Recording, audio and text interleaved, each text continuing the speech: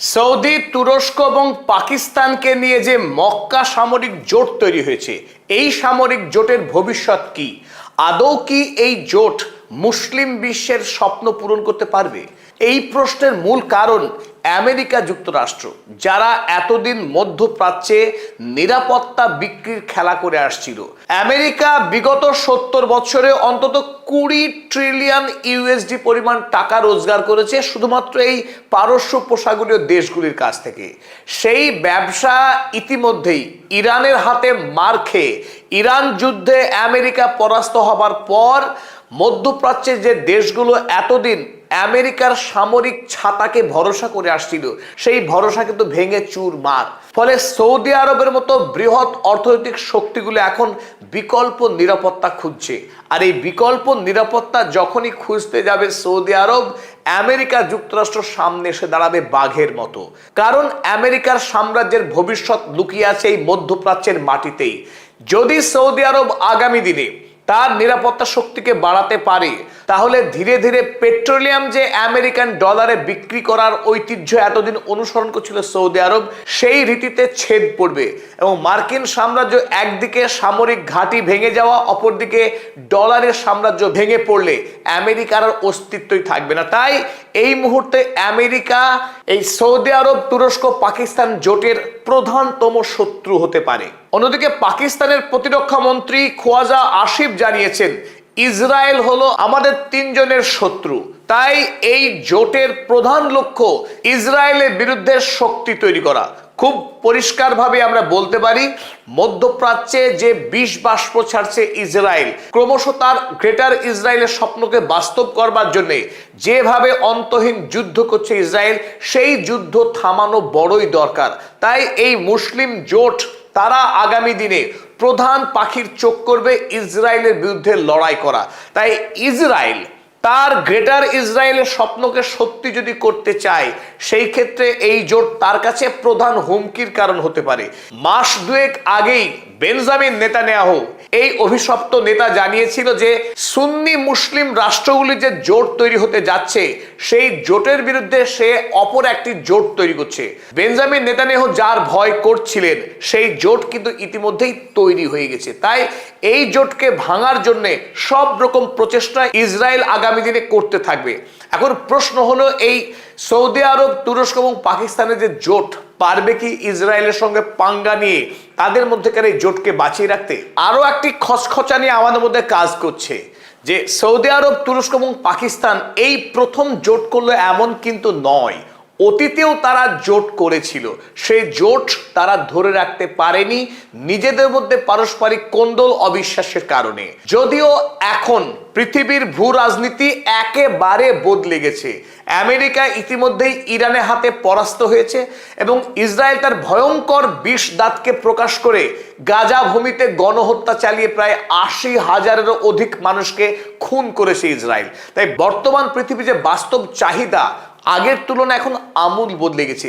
চলুন এই পরিস্থিতিতে আজকের এই ভিডিওতে আমরা আলোচনা করার চেষ্টা করি যে এই ইসলামিক নেটোর ভবিষ্যৎ কি, সত্যি কি পারবে আমেরিকা এবং ইসরায়েলের সঙ্গে মোকাবেলা করে এই জোট টিকে থাকতে, এবং মুসলিম বিশ্ব যে স্বপ্ন দেখে আগামী দিনে খিলাফতের মতো না হলেও অ্যাটলিস্ট পৃথিবীতে প্রধান মুসলিম যে দেশগুলো আছে, সেই দেশগুলো ঐক্যবদ্ধ হবে মুসলিম স্বার্থের প্রশ্নে, সেটাও কি হওয়া সম্ভব? চলুন বোঝার চেষ্টা করি। সকলকে শুরুতে স্বাগত জানাচ্ছি এই আলোচনায়, আমি আপনাদের বন্ধু অধ্যাপক আব্দুল হালিম। প্রথম যে বিষয়টি আমরা আলোচনা করব আজকে, তা হলো ইরান যে মার মেরেছে আমেরিকাকে, সেই মার সব দিক থেকে ঐতিহাসিক।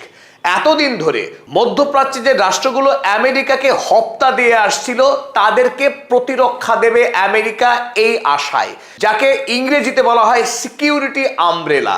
সৌদি আরব, কাতার, কুয়েত, বাহরাইন, আরব আমিরাতের মতো রাষ্ট্রগুলো প্রতি বছর বিপুল পরিমাণে টাকা আমেরিকা যুক্তরাষ্ট্রকে দিয়ে আসছিল। কিভাবে দিয়ে আসছিল? আমেরিকা যুক্তরাষ্ট্র এই সামরিক ব্যবসাকে একটা উচ্চতর পর্যায়ে নিয়ে গেছিল। প্রথমত আমেরিকায় পৃথিবীর সবচাইতে শক্তিশালী সামরিক কোম্পানিগুলো অবস্থান করছে, যাদের নাম আপনারা অনেকেই জানেন: Boeing, Northrop Grumman, RTX corporation, Lockheed Martin ইত্যাদি। এই সামরিক কোম্পানিগুলো সারা পৃথিবীতে অস্ত্র ব্যবসার যে রমরমা ব্যবসা করত, সেই ব্যবসাকে আমেরিকার সরকার সুপরিকল্পিতভাবে গড়ে তুলেছিল।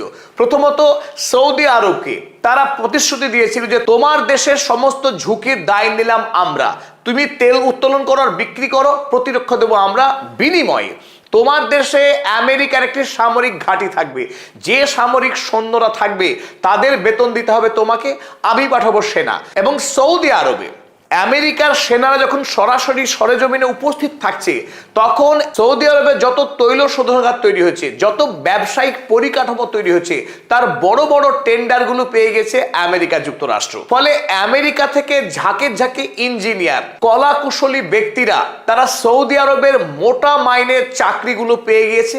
তাহলে একদিকে আমেরিকার সৈন্য যার বেতন গুনছে সৌদি আরব, আমেরিকা থেকে অস্ত্র কিনছে সৌদি আরব, বহু রকমের অস্ত্র কিনে আসছে বিগত 70 বছর ধরে।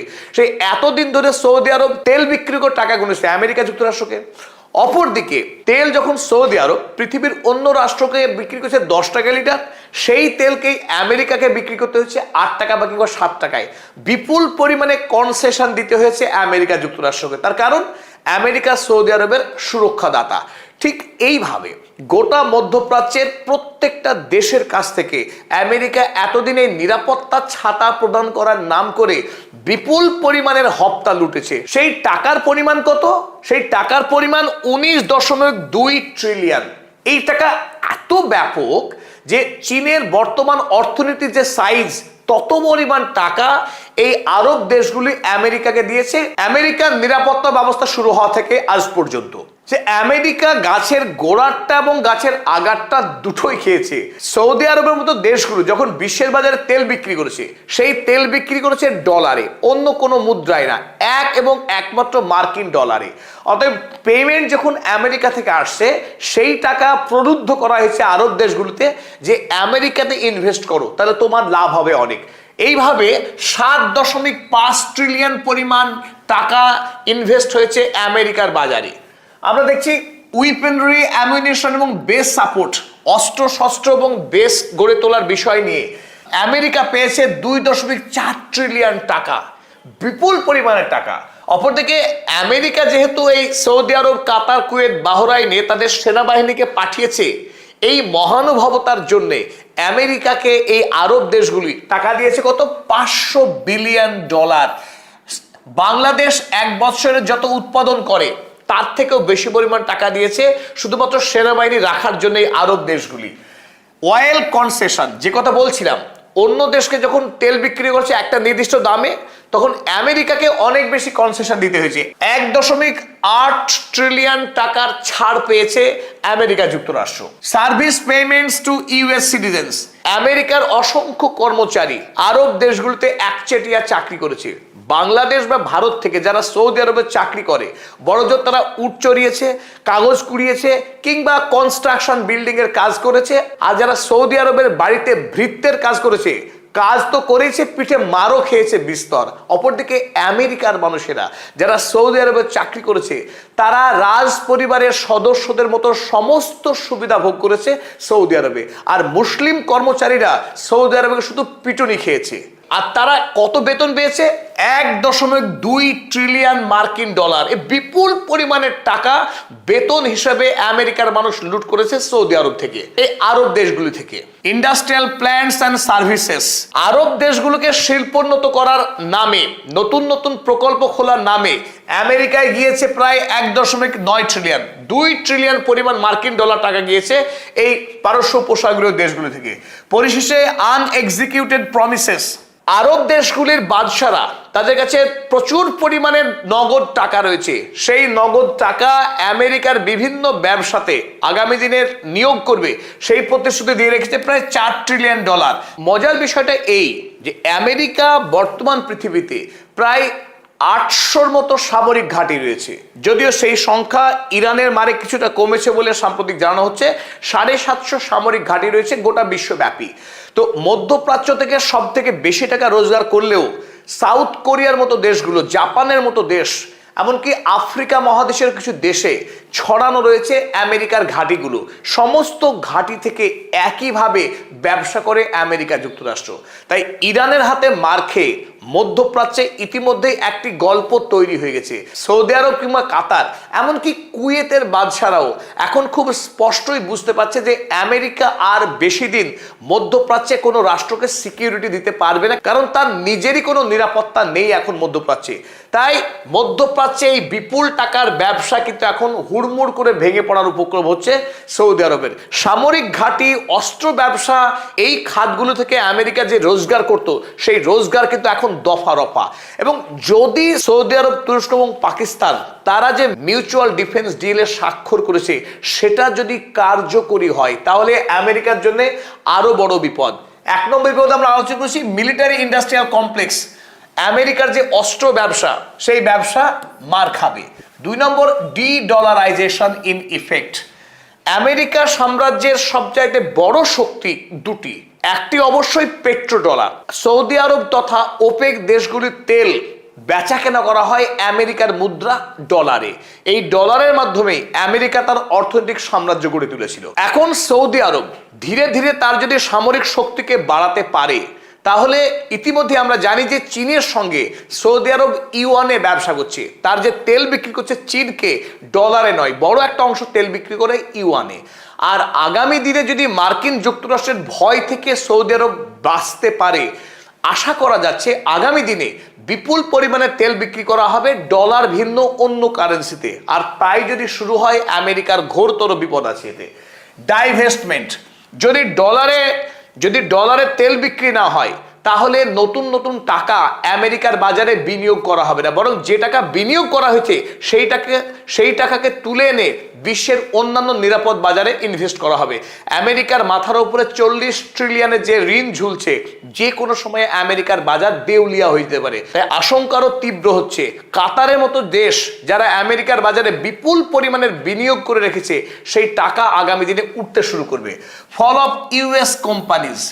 আর যদি এমন হয়, আমেরিকার অনেক কোম্পানি আগামী দিনে বড়সড় অর্থনৈতিক সংকটের মুখে পড়বে। এবং ফল অফ ইউএস এম্পায়ার। আপাতত দৃষ্টিতে এই জোটকে খুব তুচ্ছ মনে হলেও এর লং টার্ম ইফেক্ট আমেরিকার সাম্রাজ্যের জন্য বিপজ্জনক হতে পারে।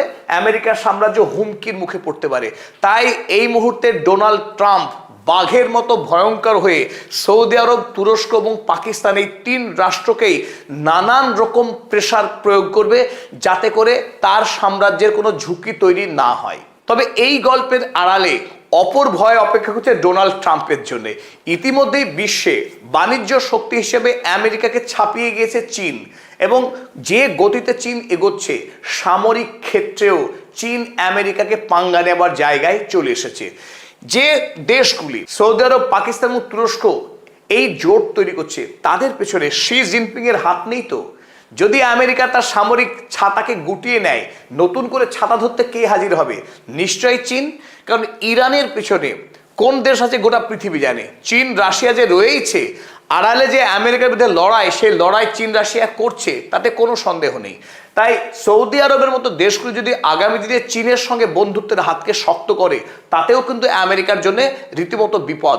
সুতরাং ডোনাল্ড ট্রাম্প এই মুহূর্তে যে কোনো মূল্যে এই জোট যাতে ব্যর্থ হয়, তার সব রকম চেষ্টা করবে। আমেরিকা তো চেষ্টা করবেই, তবে মধ্যপ্রাচ্যে যে দেশ ডাইরেক্টলি আগেই অ্যাফেক্টেড হবে এই জোটের দ্বারা, তার নাম ইসরায়েল। ইসরায়েলকে বর্তমানে শক্তিশালী করবার জন্য মরণপণ চেষ্টা করছিলেন ডোনাল্ড ট্রাম্প।